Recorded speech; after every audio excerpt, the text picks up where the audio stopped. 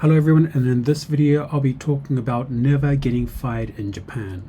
Yes, you heard that right, never getting fired in Japan. And my experience in Japan, I've been here since 2011, and I've been working in IT over eight years now, nearly 9, and I've never heard of someone getting fired in Japan. And that's something I want to talk to you about today.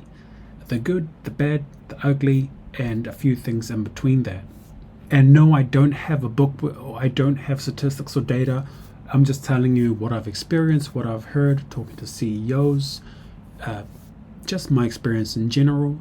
And feel free to find evidence in other ways, research yourself, but this is just my opinion, and enjoy. As you can see here, we have a boomer, and this boomer has been employed at, let's say, Hitachi from the age of 21. So they have something in Japan called the lifetime employment system, where once you enter the company, you stay there for the rest of your life. Well, it's not all companies, and things are changing, but it was something big, I'm guessing, around the late 60s and the 70s. They started this culture. I'm not exactly, don't check me on that one, but it's something that's quite common. A lot of these companies still do have a type of a lifetime employment system. So back when I had like 20 subs or something, I met an engineer called Riyadh from Bangladesh, and he was able to get himself into one of these Fortune 500, I'm not sure what you call them, but top Japanese companies, and he was offered a great contract. Yeah, so foreigners can get this too. It's a great news for you guys. This is something I noticed early on in my IT career, was that there were people in the office who were, let's say, not doing exactly the best work, but they still had a job. And it was something when I asked the CEO, because he told me that directly, that this person is pretty lazy, and I won't say anything about this person exactly, which country or what gender or anything, but he just said that I can't fire this person. And I said, why can't you? He just said, it's Japan, we just can't do that. And I didn't really look into it. I just thought, okay, well, maybe it's a cultural thing.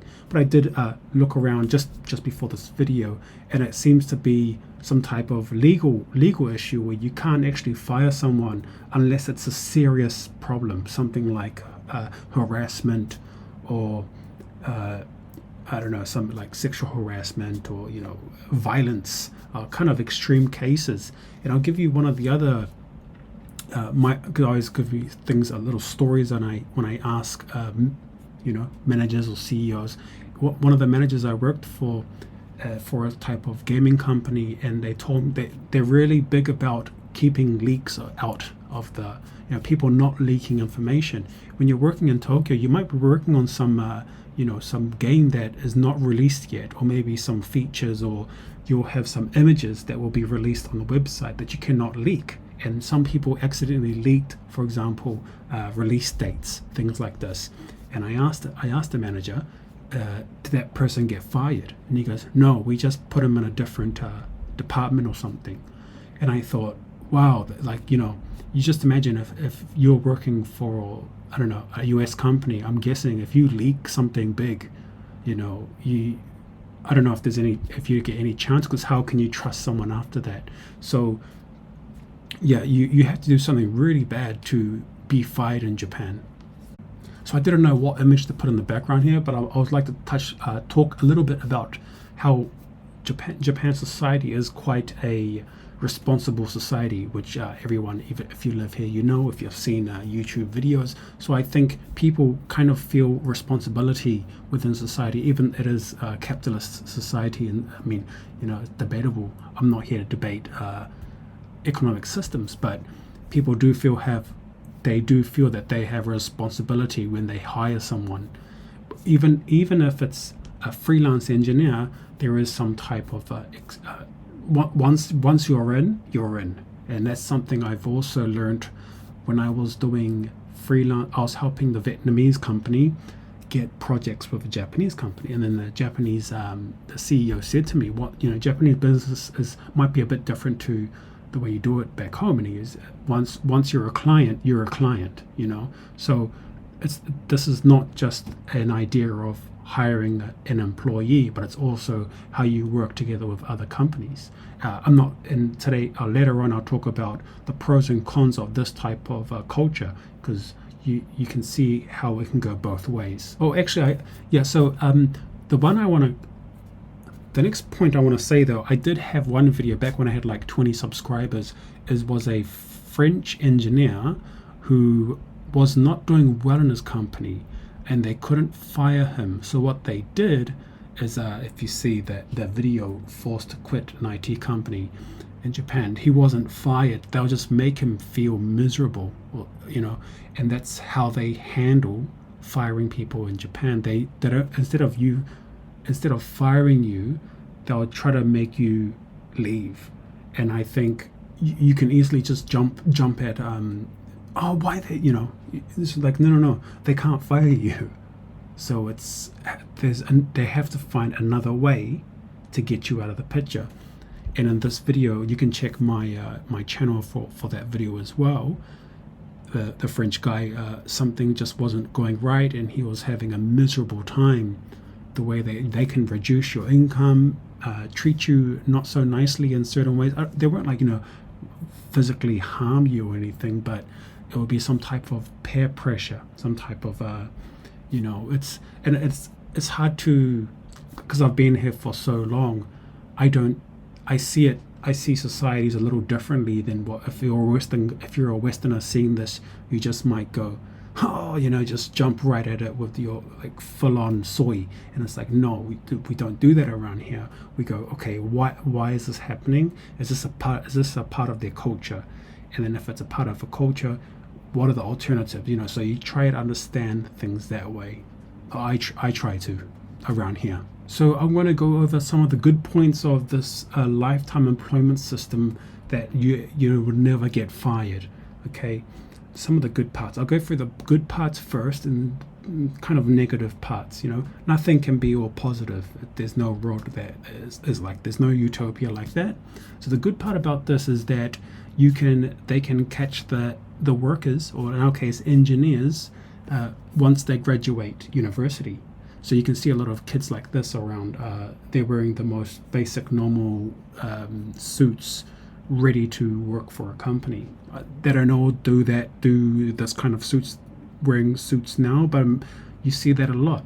So the good thing is you get a lot of people hired, a lot of people working, even if they don't have the crazy great incomes, not the great incomes you get from like all the silicon boys, but in general, even the young guys and girls get a chance, because everyone's together in this team, right? A bit different connected to the not getting fired, but you'd have to wait.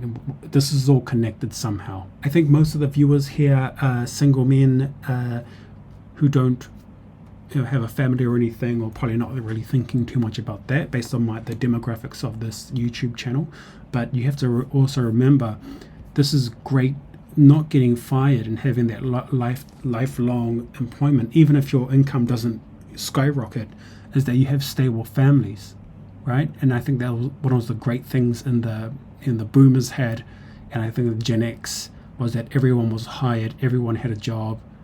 And you can see the front, this is just some image of a family, but it's great because she knows, he knows, and the baby doesn't know yet, but they're guaranteed income and he will not get fired.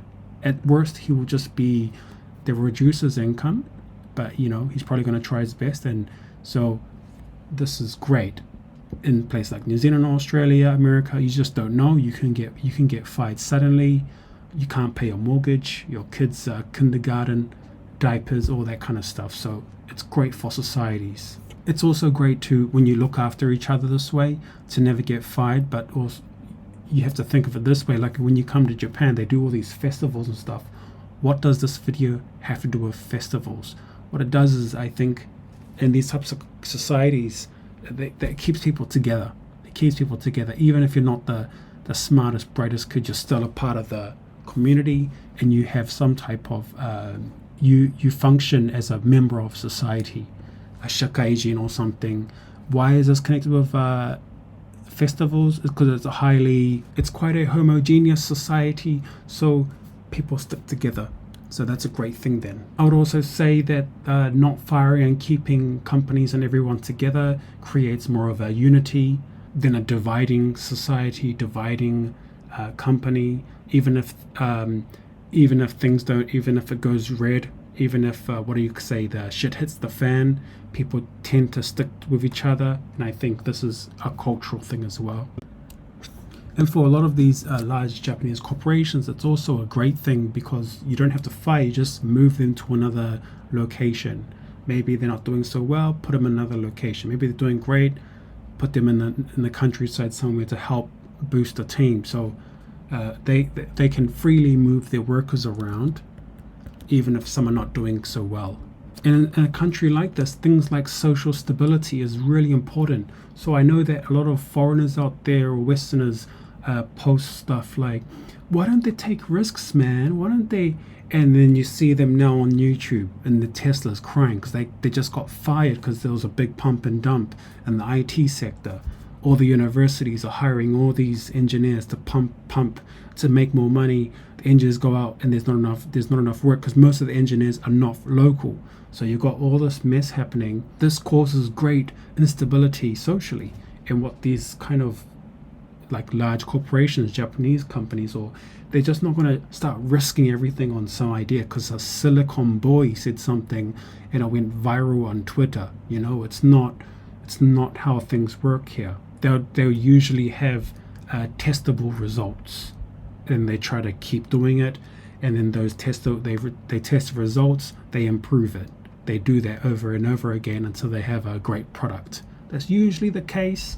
Not all I get it, not all companies, but I think this whole idea of not getting fired is highly connected with these social and company and social ideas in many countries somewhat intertwined.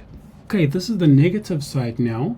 And this is something that is only caught up in the West in the last few years. Japan's been doing this. There's this concept of quiet quitting where people. There's this concept of quiet quitting where. So quiet quitting now is on the rise in the West, but the quiet quitting in Japan is just they've reduced your income and give you less challenging tasks or tasks that don't require a lot of work.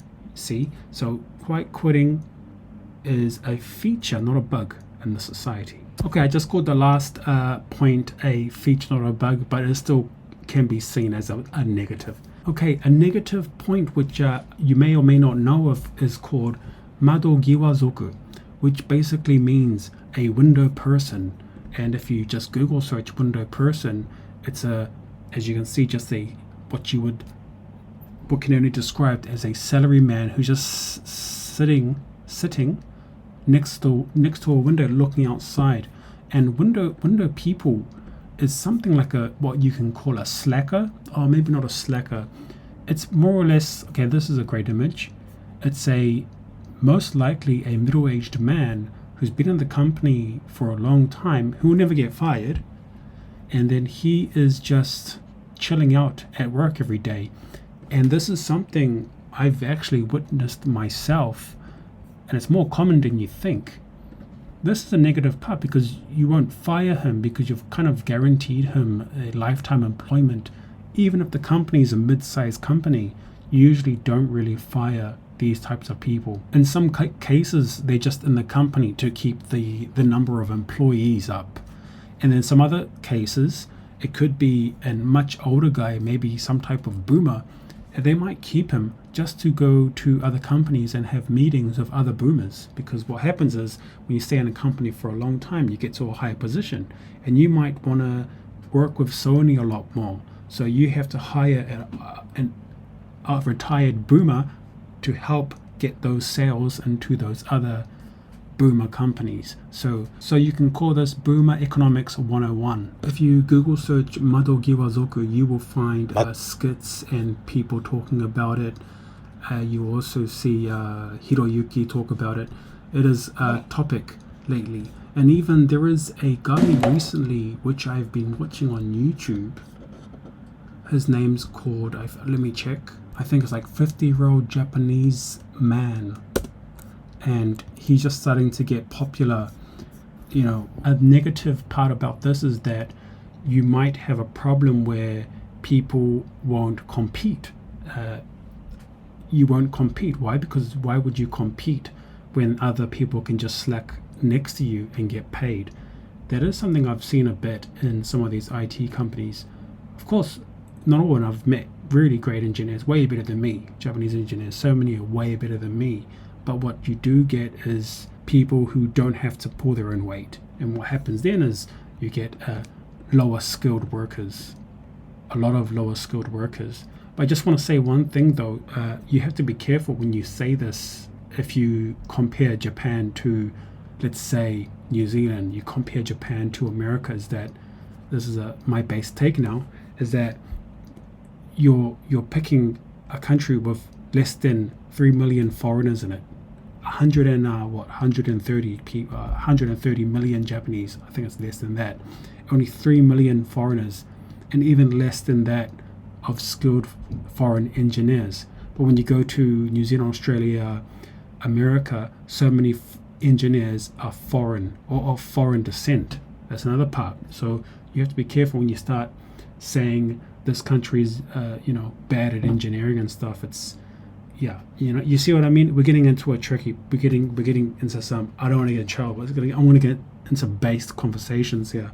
Anyway, the point being is that it does not promote people to work harder and get better.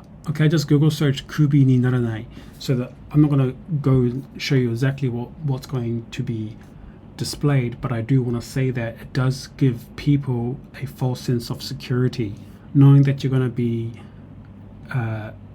hired for the rest of your life, or even if you're not going to be inside one of those large corporations, you can be in a smaller company and think they will never fire me. They probably could, I don't really know, but it does give you a false sense of security, and that's not something great to have long term. It's just my opinion here.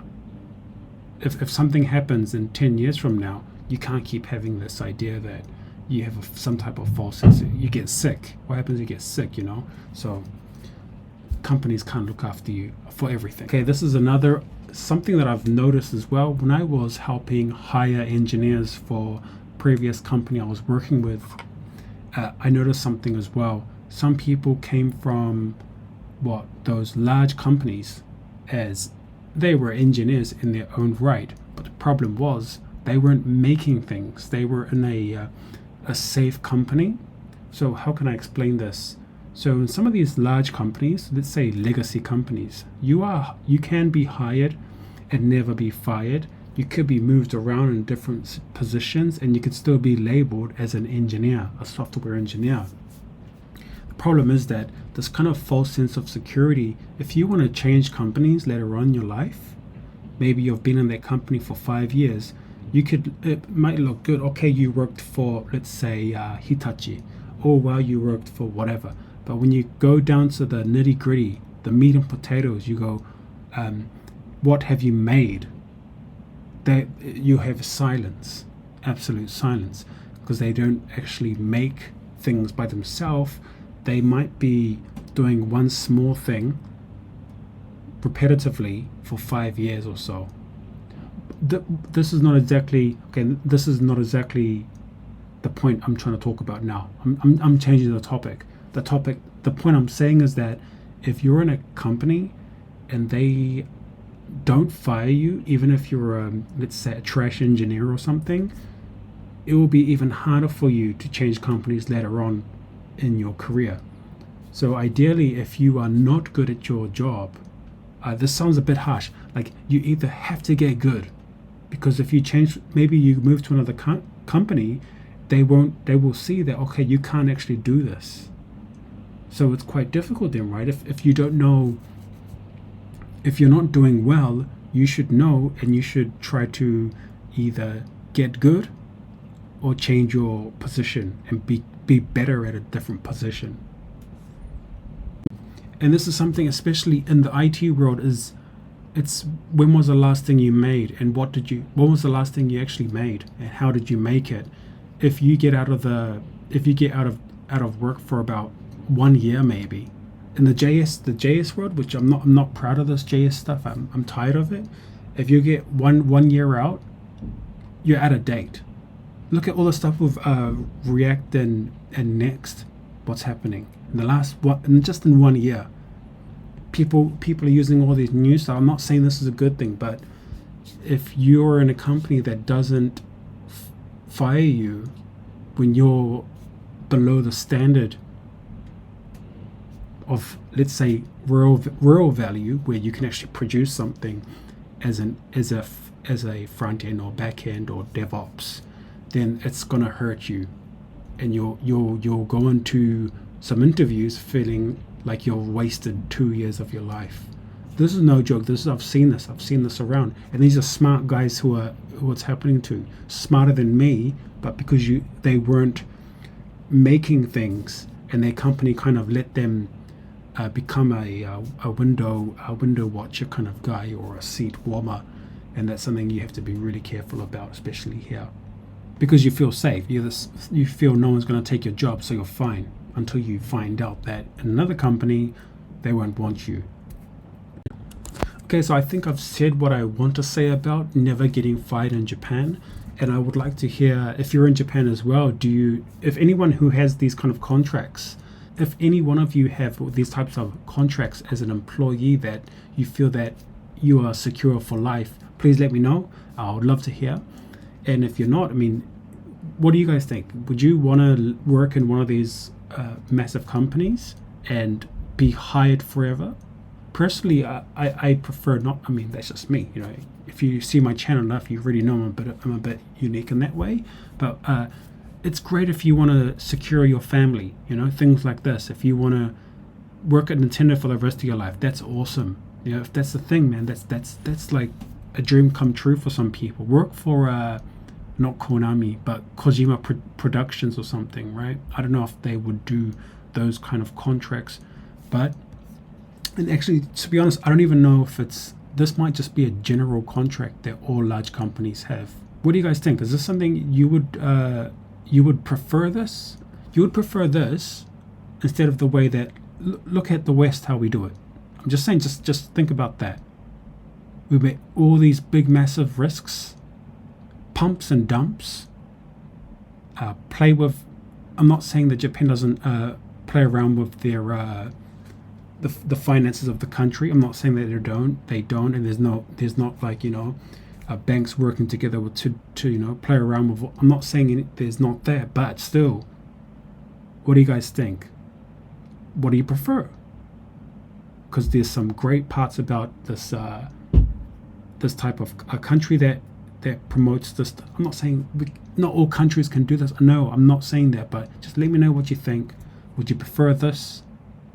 Get paid a little less, but you'll be constantly paid that until you're 65.